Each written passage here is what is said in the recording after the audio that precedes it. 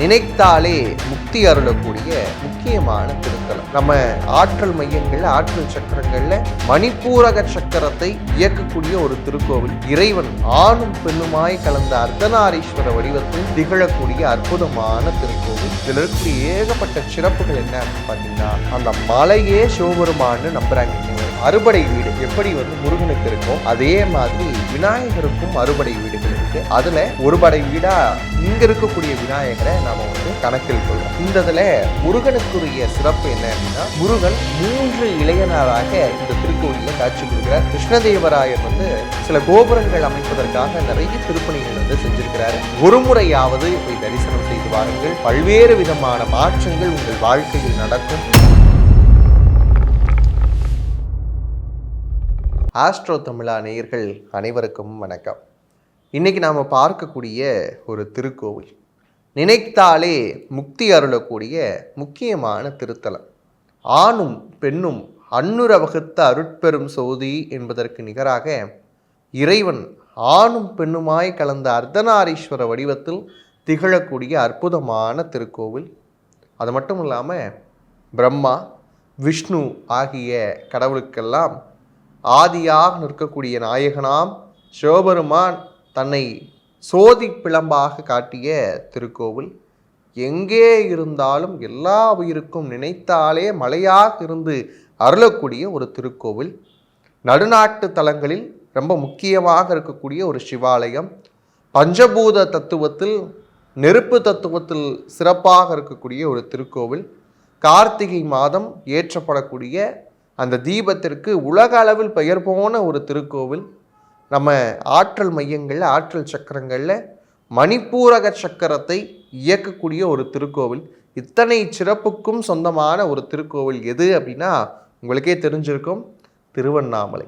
இந்த திருவண்ணாமலை அப்படின்னு சொன்னாலே நினைத்தாலே முக்தி அருளக்கூடிய திருத்தலம்.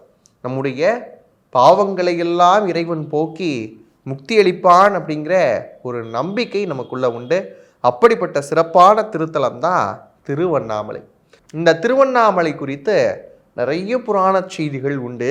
அது ரொம்ப முக்கியமானது என்ன அப்படின்னு கேட்டால், திருமாலும் நான்முகனும், அதாவது பிரம்மாவும் விஷ்ணுவும் தங்களுக்குள் யார் சிறந்தவர்கள் அப்படின்னு ஒரு எண்ணத்திற்குள்ளாக, ஒரு கேள்விக்குள்ளாக வராங்க. இருவருக்குமே ஆணவம் சற்றே மேலிடுகிறது. இப்போ மனுஷனுக்கு ஆணவம் இருக்கும் இல்லையா? ஆணவம், கண்மம், மாயை அப்படிங்கிற மும்மலங்களால் மறைக்கப்பட்டது தான் உயிர். ஆனால் திருமால் நான்முகனுக்கு இருக்கலாமா? இந்த 2 பேர்த்தலையுமே யார் தங்களுக்குள்ளாக சிறந்தவர்கள் அப்படின்னு சொல்கிறப்ப சிவபெருமான் நடுநாயகமாக நிற்கிறப்ப யார் சிவபெருமானுடைய திருவடியையோ அல்லது திருமுடியையோ யார் பார்க்கிறார்களோ அவர்கள்தான் உயர்ந்தவர்கள் அப்படிங்கிற ஒரு போட்டிக்குள்ளாக வராங்க. இப்போ சிவபெருமான் என்ன பண்ணுறார் அப்படின்னா, வானலாக நிற்கிறார், எல்லா உலகங்களையும் கடந்து நிற்கிறார். அப்படி இருக்கிறப்ப அதுவும் சோதி ரூபமாக இருக்கிறார். ஒளிப்பிழம்பாக இறைவன் காட்சியளிக்கக்கூடிய திருத்தலம் இந்த திருவண்ணாமலையில் தான் நடக்குது. இது நடக்கிறப்ப இறைவனுடைய திருமுடியையும் பார்க்கணும், திருவடியையும் பார்க்கணும். இப்போ திருமுடி பார்ப்பதற்காக பிரம்மா என்ன பண்ணுறாரு அப்படின்னா, அன்னமாக மாறி, அன்னபட்சியாக மாறி மேலே அப்படியே போயிட்டே இருக்கிறார். திருமால் என்ன பண்ணுறாரு அப்படின்னா, ஏனம் என்றால் பன்றியாக மாறி வராகமாக பூமியை குடைந்து பாதாளம்ல இருக்கக்கூடிய அங்கே போய் பார்க்கலாம் அப்படிங்கிற ஒரு எண்ணத்துக்குள்ளாக போகிறார். இப்போ திருமால் போயிட்டே இருக்கிறாரு. ஒளிப்பிழம்பாக இருக்கக்கூடிய ஆதியும் அந்தமும் இல்லாத அந்த சோதியான சிவபெருமானுடைய தொடக்கத்தையும் முடிவையும் யாரும் பார்க்க முடியல. திருமால் அந்த முடிவை பார்க்க முடியாததுனால ஒத்துக்கிறார், என்னால் முடியல, நான் பார்க்கல அப்படிங்கிற விஷயத்த ஒத்துக்கிறார். ஆனால் இந்த அன்னமாக இருந்த பிரம்மா என்ன பண்ணுறாரு அப்படின்னா, மேலிருந்து ஒரு பூ கீழே வந்துக்கிட்டே இருக்குது, அதாவது தாழம்பூ ஒன்று கீழே வந்துகிட்டே இருக்குது. அந்த தாழம்பூவை பார்க்குறார் பிரம்மா. பார்த்தோன்னே என்ன சொல்கிறாரு, நீ எங்கேருந்து வர அப்படின்னு கேட்டோன்னே அந்த தாழம்பூ சொல்லுது, நான் சிவபெருமானுடைய திருமுடியிலிருந்து வருகிறேன் அப்படின்னு சொன்னோடனே தாழம்பூ கிட்ட பிரம்மா பேசுகிறார். என்ன சொல்கிறாருன்னா, நான் சிவபெருமானுடைய திருமுடியை பார்த்துட்டேன், அதுக்கு சாட்சி நீதான்னு சொல்கிற அப்படின்னு சொல்லி தாழம்பூ கிட்ட சொல்கிறார். தாழம்பூவும் சரி அப்படின்னு ஒத்துக்குது. இப்போ இந்த மாதிரியான நேரத்தில் 2 பேராலையும் பார்க்க முடியலை. ஆனால் இப்படி ஒரு விஷயத்தை பிரம்மா செஞ்சுருக்கிறார். சிவபெருமான் மறுபடியும் சோதி புழம்பிலிருந்து வெளிவந்து தன்னை காட்டக்கூடிய நேரத்தில் திருமால் ஒத்துக்கிறார். நான் உயர்ந்தவன் இல்லை, என்னால் உங்களுடைய திருவடி பார்க்க முடியலை அப்படிங்கிற விஷயத்தை ஒத்துக்கிறார். ஆனால் பிரம்மா என்ன பண்ணுறாரு அப்படின்னா, இல்லை நான் திருமுடியை பார்த்தேன், அதனால் நான் தான் உயர்ந்தவன் அப்படிங்கிற ஒரு விஷயத்த சொல்கிறார். பொய் சாட்சியாக தாழம்பூவையும் சொல்கிறார். தாழம்பூவும் என்ன சொல்லுது அப்படின்னா, ஆமாம் பிரம்மா வந்து உங்களுடைய திருமுடியை பார்த்தார் அப்படின்னு பொய் சாட்சி சொல்லுது. அதுக்கப்புறம் அதிலிருந்து தண்டனை பெறுகிறார்கள் இருவரும். அதனால தான் எங்குமே பிரம்மாவுக்கு அப்படின்னு சொல்லி தனித்த வழிபாட்டு முறைகள் மற்ற தெய்வங்களுக்கு நடக்கிற மாதிரி பிரம்மாவுக்கு நடக்காது இல்லையா? நீங்கள் உடனே சொல்லலாம் பிரம்மாவுக்கு ஒரு சில கோயில்கள் இருக்கே அப்படின்னு சொல்லி. மற்ற தெய்வங்களுக்கு இருக்கிற மாதிரி நிறைய கோயில்கள் தமிழ்நாட்டில் பிரம்மாவுக்குன்னு வழிபாட்டு முறைகளில் ரொம்பவும் குறைவு. அதே மாதிரி பூசைக்கு உரிய மலராக நம்ம ஒருபோதும் தாழம்பூவை எடுத்துக்க மாட்டோம். நாக வழிபாட்டில் மட்டும்தான் தாழம்பூ இடம்பெறும். மற்ற வழிபாடுகள் எதுலையுமே வந்து நம்ம என்ன பண்ண மாட்டோம், தாழம்பூவை ஒதுக்கி வைத்ததற்கான காரணமாக இந்த புராண கதை வந்து சொல்லப்படுது. அப்படிப்பட்ட நாயகனாக சிவபெருமான் அழலுருவாக நின்ற திருத்தலம் திருவண்ணாமலை. இந்த அழலுருவாய் நின்ற திருத்தலத்தினுடைய சிறப்பு என்ன அப்படின்னு பார்த்தீங்கன்னா, நெருப்பு என்ன பண்ணாது அப்படின்னா எந்த ஒரு பொருளையும் என்ன பண்ணிடும், உடனே தனக்குள்ளாக எடுத்துக்கும். அதே மாதிரி எந்த ஒரு பொருளையும் தூய்மையாக்கிறோம் அப்படிங்கிற ஒரு நம்பிக்கை உண்டு. நல்லா மாசு இல்லாமல் தூய்மையாக்கக்கூடியது நெருப்பு இல்லையா? நெருப்பில் ஏதாவது சுத்தபத்தம் பார்க்க முடியுமா? நெருப்பு என்றாலே அது சுத்தமானது அப்படிங்கிற ஒரு நம்பிக்கை உண்டு இல்லையா? அப்படி நம்முடைய பாவங்களையும் போக்கக்கூடிய தலமாக இந்த திருவண்ணாமலையை பார்க்கிறோம். இதில் இருக்கக்கூடிய ஏகப்பட்ட சிறப்புகள் என்ன அப்படின்னு பார்த்தீங்கன்னா, அந்த மலையே சிவபெருமான்னு நம்புகிறாங்க இன்னை வரைக்கும். எனக்கு தெரிஞ்ச சில அடியார்கள் மலையில் கால் வைக்கவே மாட்டாங்க. நமக்கு கிரிவல பாதை போகிறாங்க இல்லையா, மலையில் காலே வைக்க மாட்டாங்க. ஏங்க போகலை அப்படின்னு கேட்டால், அது சிவபெருமான்ப்பா, அந்த மலையே சிவபெருமான், அதில் எப்படி கால் வைப்பேன் அப்படின்னு சொல்லக்கூடிய அடியார்களும் உண்டு. அப்படி மலையாகவே இருந்து அமர்ந்து அருள் புரிகிறான் அப்படிங்கிற ஒரு நம்பிக்கை திருவண்ணாமலைக்கு உண்டு. நகரனுடைய மையத்தில் மலையடிவாரத்தில் அண்ணாமலையார் ஆலயம் 24 ஏக்கர் நிலப்பரப்பில் பறந்து விரிந்து அமைந்திருக்கு. ஆலயங்களில் 9 கோபுரங்கள் அமைஞ்சிருக்கு. இந்த ஆலயத்தில் 6 பிரகாரங்கள் இருக்குது, 142 சன்னதிகள் இருக்குது, 22 பிள்ளையார்கள் இருக்கிறாங்க, 306 மண்டபங்கள் இருக்குது, 1000 தூண்கள் கொண்ட 1000 கால் மண்டபம் இருக்குது. அதற்கு அடியில் பாதாள லிங்கம் ஒன்று அமைஞ்சிருக்கு. இந்த பாதாள லிங்கத்தினுடைய சிறப்பு என்ன அப்படின்னு கேட்டிங்கன்னா, அங்கே தான் ரமண மகரிஷி தியானம் செய்த இடமாக கருதப்படுது. அதே மாதிரி 43 செப்பு சிலைகள் இருக்குது. இத்தனை சிறப்பு வாய்ந்த திருத்தலமாக இந்த திருவண்ணாமலை இருக்குது. இதில் ரொம்ப முக்கியமான விஷயம் சொல்கிறேன். அறுபடை வீடு எப்படி வந்து முருகனுக்கு இருக்கோ அதே மாதிரி விநாயகருக்கும் அறுபடை வீடுகள் இருக்குது. அதில் ஒரு படை வீடாக இங்கே இருக்கக்கூடிய விநாயகரை நாம் வந்து கணக்கில் கொள்கிறோம். கோயிலுக்குள்ளே பார்த்திங்கன்னா சிவகங்கை தீர்த்தம் அப்படிங்கிற ஒரு கங்கை தீர்த்தமும் பிரம்ம தீர்த்தமும் இருக்குது. கொடிக்கம்பத்துக்கு பக்கத்தில் செந்தூர விநாயகர் வந்து ரொம்ப பிரம்மாண்டமாக காட்சி கொடுப்பார். அது மாதிரி காலபைரவருடைய சன்னதியும் அங்கே அமைஞ்சிருக்கு. இந்த இதில் முருகனுக்குரிய சிறப்பு என்ன அப்படின்னா, முருகன் 3 இளையனாராக இந்த திருக்கோயிலில் காட்சி கொடுக்குறார். ரொம்ப முக்கியமான அமைப்பு இது. இந்த 3 இளையனாரில் முதல்ல நம்ம யாரை பார்க்குறோம் அப்படின்னா, கோபுரத்து இளையனார். இவர் யார் அப்படின்னு கேட்டால், அருணகிரிநாதர் தன்னுடைய வாழ்க்கையே வேண்டாம் அப்படின்னு சொல்லி வாழ்க்கையை முடிச்சுக்கிறதுக்காக மேலேருந்து கீழே குதிக்க போகும்போது தடுத்தாட்கொண்ட அந்த முருகப்பெருமான். கிட்டத்தட்ட பெண் பித்தராக இருந்த அருணகிரிநாதர் வாழ்க்கையே வேணாம் அப்படின்னு சொல்லி கீழே உழுகக்கூடிய நேரத்தில் முருகான்னு சொன்ன உடனே முருகன் அப்படியே தாங்கி பிடிச்சாராம். அந்த இளையனார் பேர் கோபுரத்து இளையனார்னு பேர். அதே மாதிரி பின்னொரு நாளில் சம்பந்தாண்டான் அப்படின்னு சொல்லக்கூடிய ஒரு புலவருக்கும் அருணகிரிநாதருக்கும் சின்னதாக வந்து ஒரு சவால் போட்டி வருது.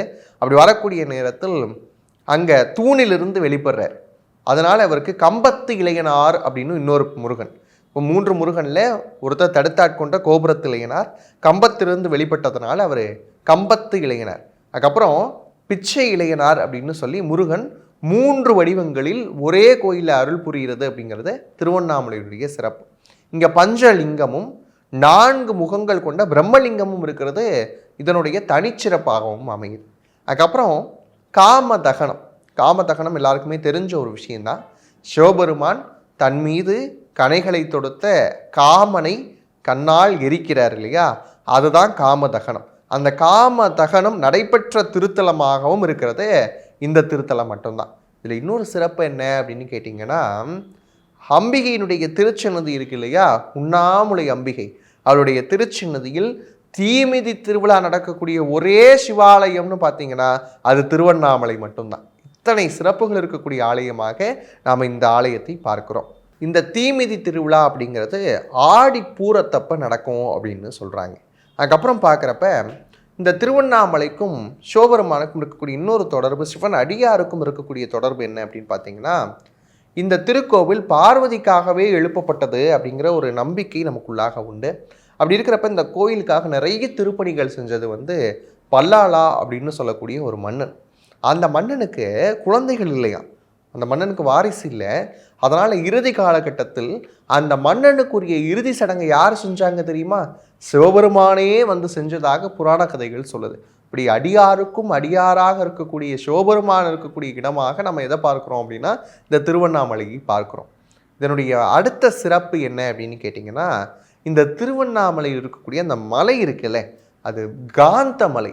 ஏன் அப்படின்னா வரக்கூடிய அடியவர்களை மீண்டும் மீண்டும் மீண்டும் ஈர்த்து தனக்குள்ளேயே வர வச்சுக்கிட்டே இருக்கு இல்லையா, அதனால் இந்த மலை என்ன சொல்கிறாங்க அப்படின்னா காந்த மலை அப்படின்னு சொல்கிறாங்க. இதுக்கு நிறைய புராண செய்திகள் சொல்லப்படுது.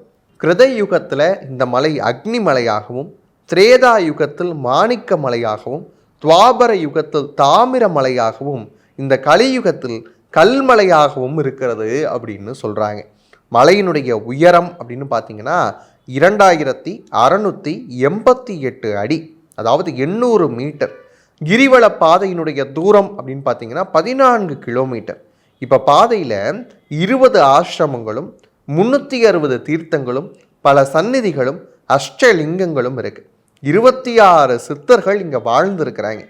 மலையை ஒவ்வொரு இடத்தில் நின்று பார்த்தால் ஒவ்வொரு வகை தரிசனமாக 27 வகை தரிசனம் காணலாம் அப்படின்னு சொல்லியிருக்கிறாங்க. இந்த கோவிலினுடைய சிறப்பு குறித்து சமயக்குறவர்களாக இருக்கக்கூடிய திருஞான சம்பந்தர், அப்பர், சுந்தரர், மாணிக்க வாசகர் நால்வரும் பாடியிருக்கிறாங்க. அது மட்டும் இல்லாமல் திருப்புகழை கொடுத்த அருணகிரிநாதருக்கு முக்கியமான திருத்தலம் இந்த திருவண்ணாமலைங்கிறதுனால அவரும் தன்னுடைய திருப்புகழில் பாடியிருக்கிறார். அவருக்கான முக்கிய விழாக்கள் நடத்தப்படக்கூடிய இடமாகவும் நாம் திருவண்ணாமலைக்கு பார்க்குறோம். அதுக்கு அடுத்து பார்க்குறப்ப தமிழிசை மூவரில் ரொம்ப முக்கியமானவர் அப்படின்னு பார்த்தீங்கன்னா முத்துத்தாண்டவர்.